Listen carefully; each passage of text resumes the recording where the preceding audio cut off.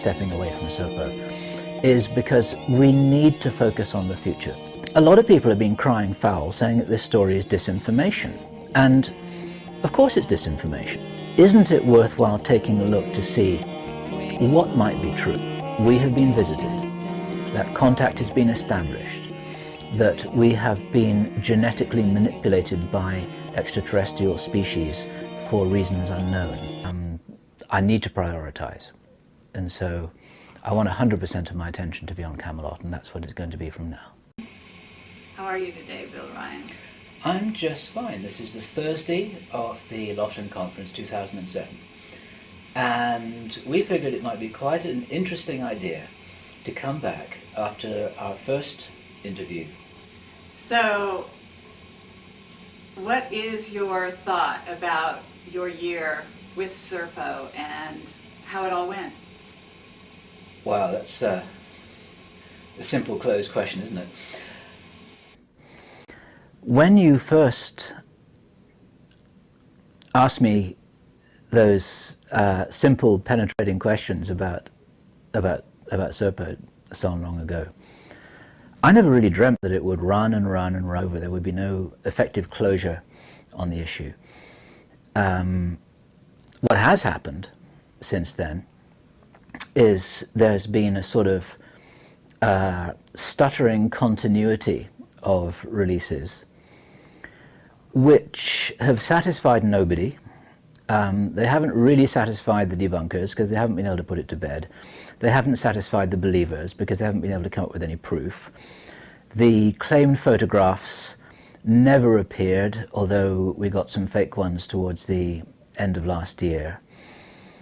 And a continuous intrigue of involvement with the intelligence services has continued to kind of smolder on like a fire that won't go out, showing that indeed there is some kind of fire behind the smoke, but nobody really knows what that is. Is this a fire that's been lit within what I think our anonymous source called the halls of the DIA, although the DIA doesn't actually have any halls, it's a nice image, or whether this has actually got something to do with an exchange program that really happened. Well, the reality is that Serpo could be any planet that theoretically is inhabitable, not named Serpo necessarily, isn't that right? And that this could be any exchange program, and that there could have been a number of them, judging from what Gary McKinnon uncovered. We don't know anything, actually. And the only thing that's really been achieved in the last 12 months is that the concept of an exchange program is now rooted healthily and irrevocably in the vocabulary of the ufology community. And of course the believers here will cheer and the naysayers will despair. But as I've said right from the start, that given the premises that visitation has occurred and that communication has been established, it would be extraordinary if they hadn't invited us back to their place for a little while. And it seems almost inevitable that that would have happened. It would have been extraordinary if it hadn't happened.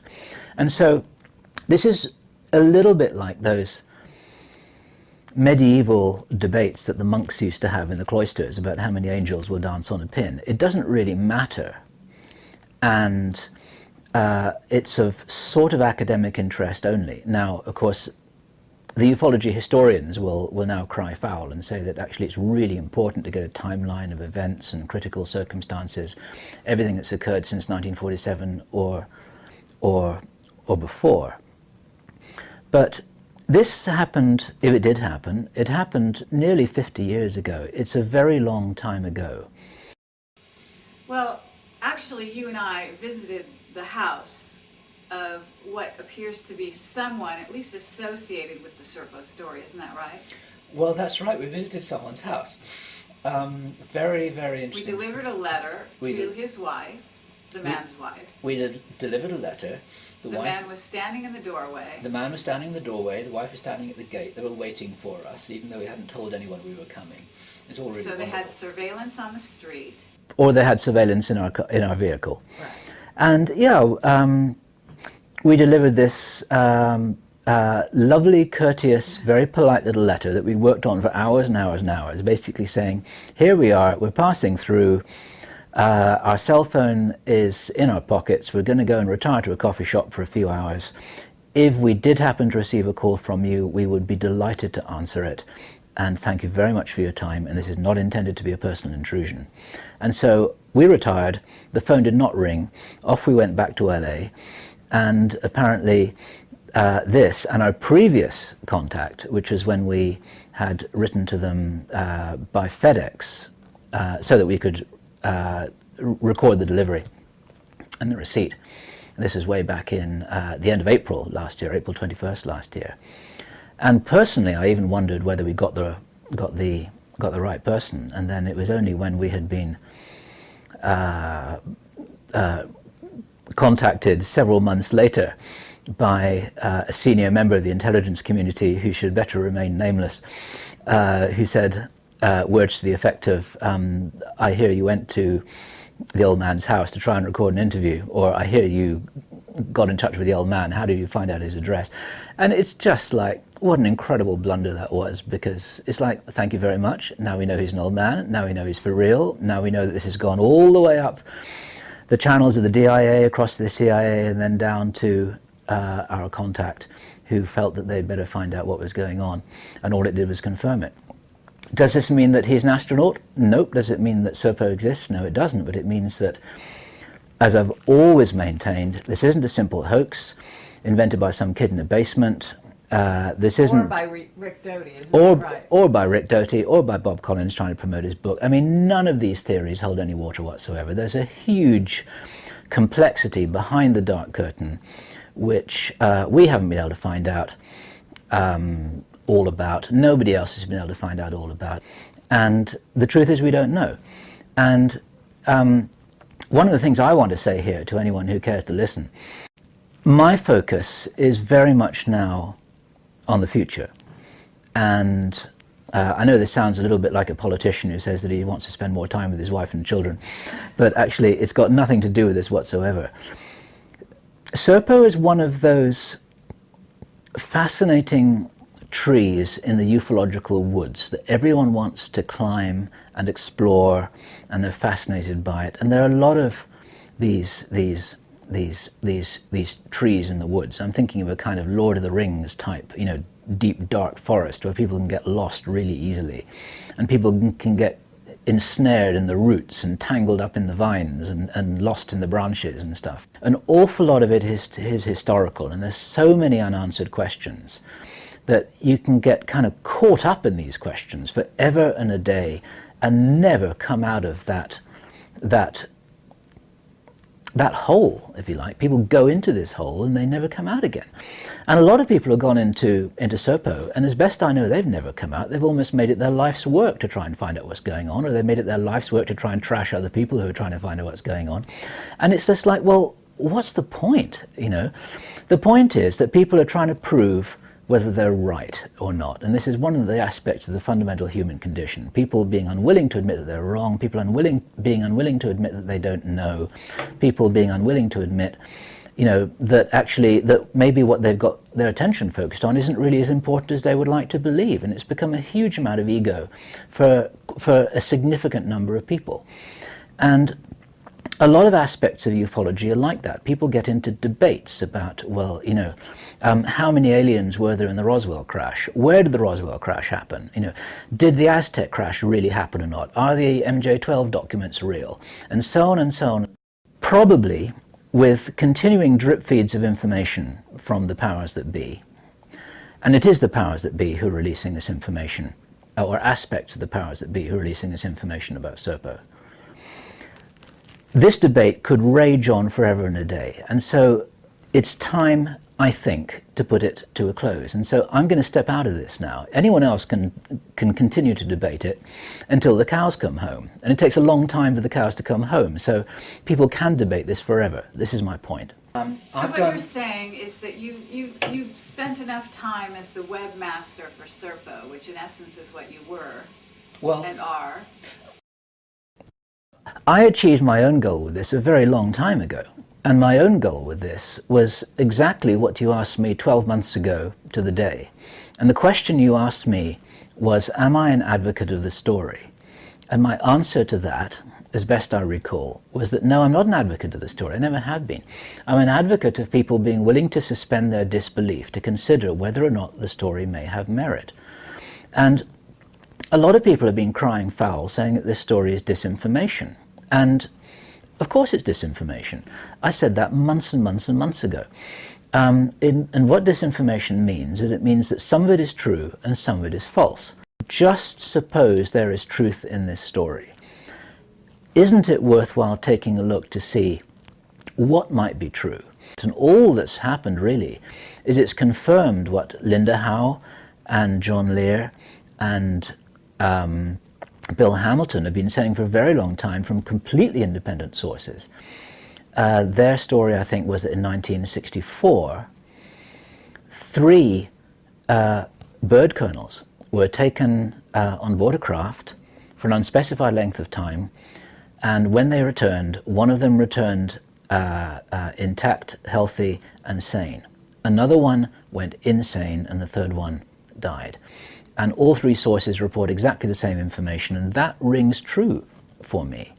And all that Serpo has done is it's kind of confirmed and put a spotlight on the fact that that there's something to that story.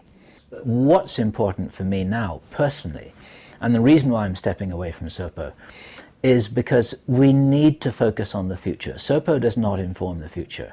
So many of these stories in ufology, they don't inform the future. There's angels on a pin. How many crash discs have there been? Was the alien autopsy real or not? Are the MJ12 documents real or not? These things don't really matter. I don't want to knock any of these things, because these are good people who are trying to tell the truth, and they're utilizing their expertise as best as they can to dig into a genuine mystery.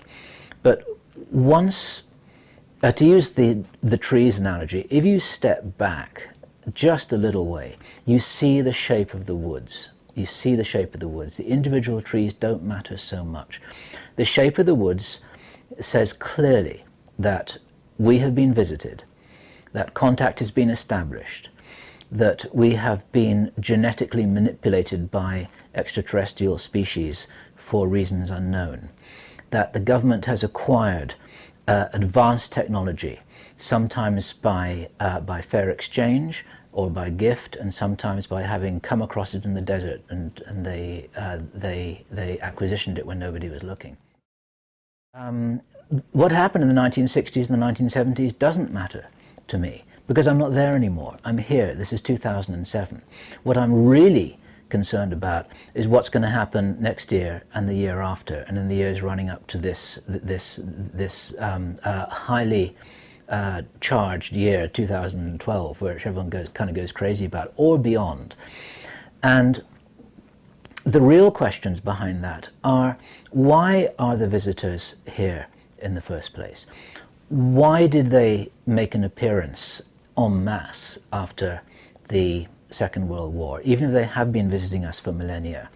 Why so much, and why now? And of course, people have been looking at that question. People have been making guesses. People have been saying, well, this is something to do with the environment. People have been saying, well, this is something to do with nuclear testing. Looking back over the last year, looking how the Serpo story has not delivered on its promises to provide proof of an exchange program, that's focused the mind to the degree that it becomes clear that proof of an exchange program is a tantalizing pot of gold at the end of the rainbow. I want to focus my attention on what 95% of my attention already is on, which is Camelot, Project Camelot, which is the opportunity to play an educational role, presenting to the public stories either that have been overlooked, or which are new, or which need more attention, that can inform how we can face the future, that give us an idea what the future may present, that can inspire us, and which can guide us, and which can warn us if warnings are needed. I can't think of anything more valuable to do with what time I have at my disposal, and so I need to prioritize, and so I want 100% of my attention to be on Camelot, and that's what it's going to be from now. Where will we be in 12 months' time, I wonder? That's the question.